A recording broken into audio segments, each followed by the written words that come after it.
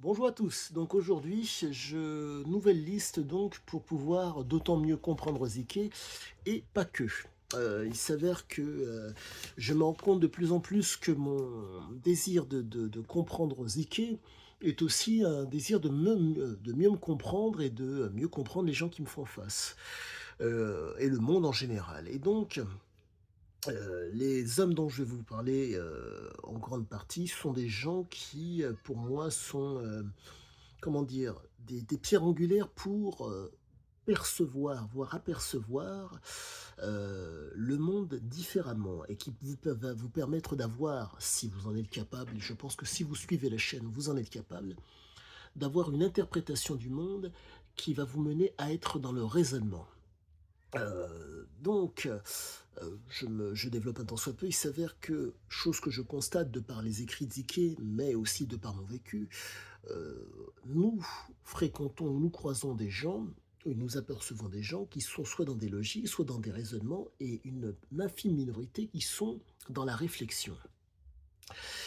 Et donc, le premier de ces hommes qui a été pour moi dans le raisonnement et qui va vous donner matière à pouvoir améliorer votre quotidien, Monsieur Paul Baril. Paul Baril a été gendarme de mémoire, je crois qu'il a fait partie du GIGN. Euh, Au-delà de ça, c'est ce qu'on appelle un super flic, si je puis dire. Et encore un super flic. Forcené et autres, il faut les déloger et il y va.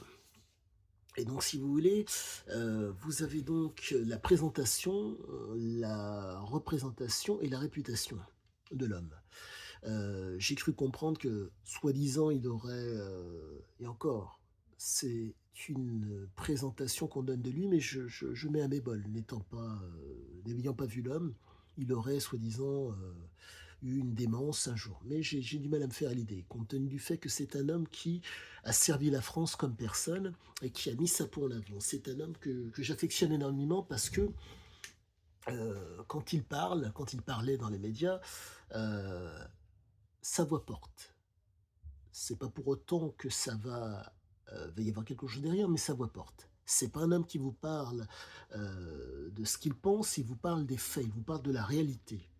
Et donc vous vous retrouvez avec un homme qui a une connaissance historique et qui a une connaissance du combat et de l'homme dans l'action qui est vraiment intéressante. Il faut savoir quand, de mémoire, je crois que c'était en 74, il y a eu une prise d'otage à la Mecque.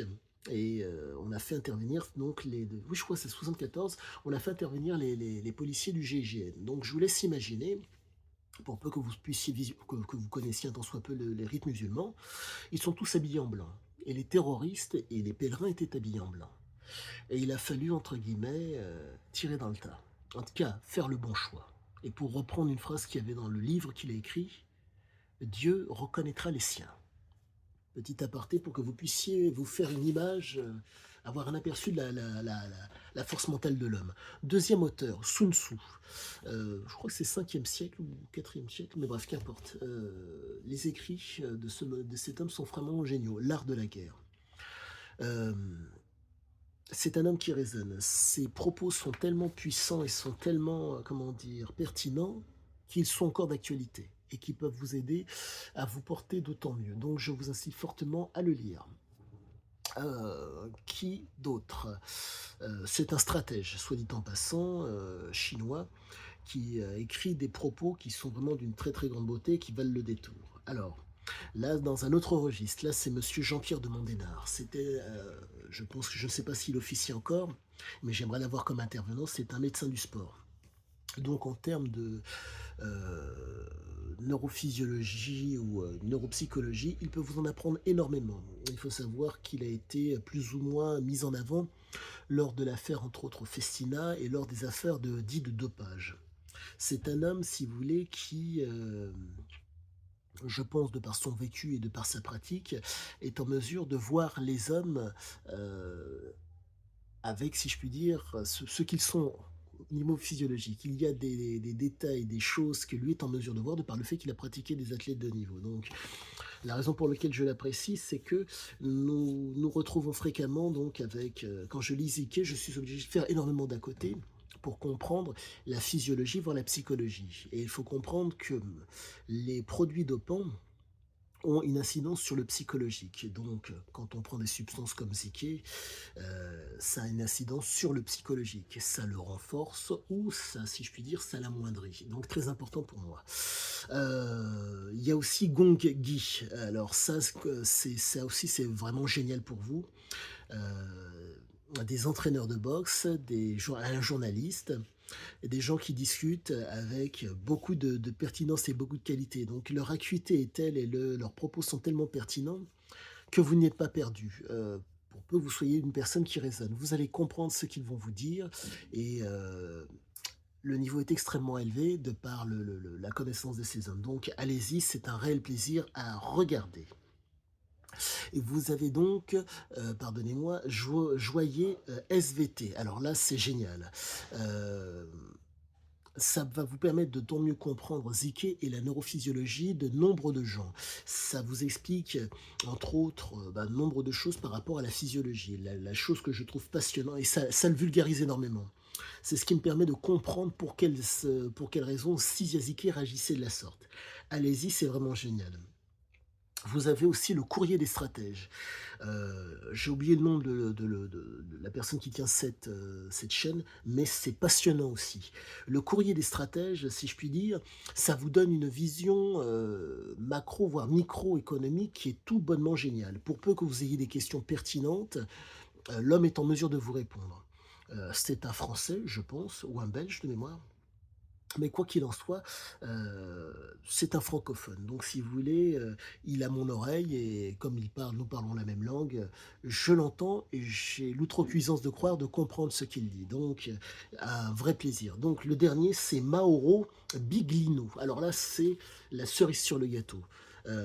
Pour vous la faire simple, monsieur Biglino, ça doit faire à peu de choses près, je pense, minimum 30 ans qu'il étudie, la Bible. Mais ce n'est pas une étude entre guillemets, pour être dans la croyance, mais pour, si je puis dire, être dans une explication complètement différente de la moyenne. Pour Monsieur Biglino, les textes de la Bible font référence à la présence d'extraterrestres, entre guillemets, de contacts extraterrestres avec des terriens.